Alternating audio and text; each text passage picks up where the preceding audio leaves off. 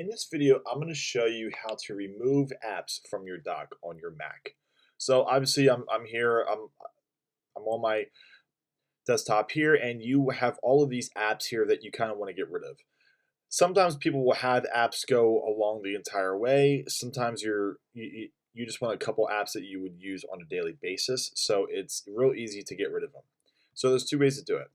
You can go on the app and right click it, and you'll have some options here, and it'll say remove from dock, and it'll take it away. Another option is to actually click and hold, and then as you drag the app up, it'll slowly highlight to say remove. You can do that. I personally like to just, as you know, it does the same thing, but I've just done it so many times this way that I'm just used to it. You can actually click and drag this and put it and drag it over to your trash can, and it'll still say remove from dock. You're not actually like getting rid of the app, you're not installing it.